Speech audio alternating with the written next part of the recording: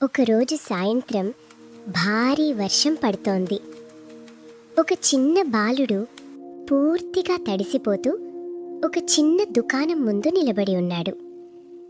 అతని చేతుల్లో ఒక సూట్ కేస్ ఉంది. ఆ సూట్ కేస్ అతని జీవితాన్ని పూర్తిగా మార్చబోతుందని అతనికి అప్పట్లో తెలియదు.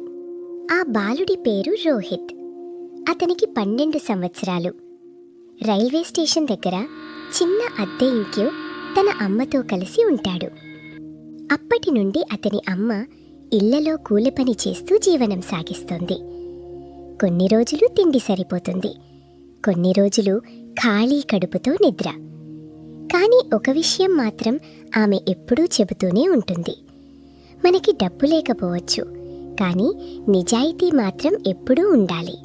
ఆ రోజు అమ్మ చివరి 200 రూపాయలు ఇచ్చింది. బియ్యం తీసుకురా బిడ్డా అని మృదువుగా చెప్పింది. రోహిత్ వర్షంలో పరుగెత్తుకుంటూ దుకాణానికి వెళ్ళాడు.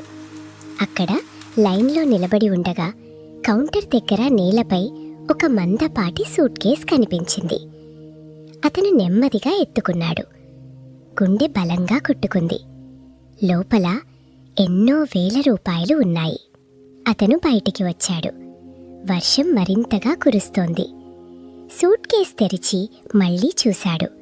కొత్త షూస్, స్కూల్ ఫీజు, అమ్మకు సాయం. ఇక ఆకలి లేదు.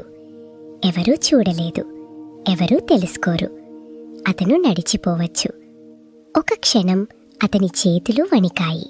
అప్పుడే అతని చెవుల్లో అమ్మ మాటలు వినిపించాయి: మనకి డబ్బు లేకపోవచ్చు, కానీ నిజాయితీ ఉండాలి బిడ్డా. అతని కళ్ళు నెమ్మదిగా మూసుకున్నాయి. ఒక గట్టిగా ఊపిరి పీల్చుకున్నాడు. తిరిగి దుకాణం లోపలికి నడిచాడు. నా సూట్ కేస్ ఎక్కడో పోయింది అని ఆందోళనగా అడిగాడు. రోహిత్ ముందుకు వచ్చాడు. ఇదేనా సార్? ఆ వ్యక్తి సూట్ కేస్ తెరిచాడు. డబ్బు మొత్తం అలాగే ఉంది. అతను ఆశ్చర్యంగా రోహిత్ వైపు చూశాడు. నువ్వేమీ తీసుకోలేదా? రోహిత్ తల ఊపాడు. ఆ వ్యక్తి సాధారణ మనిషి కాదు, పట్టణంలో పెద్ద వ్యాపారవేత్త. రోహిత్ సూట్ కేస్ ఎత్తుకున్నప్పుడే బయట నుండి చూశాడు.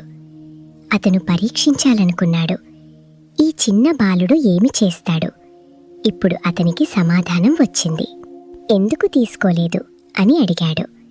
రోహిత్ నెమ్మదిగా అన్నాడు: అమ్మ చెబుతుంది, నిజాయితీ మన దగ్గర ఉన్న అతిపెద్ద సంపద అని.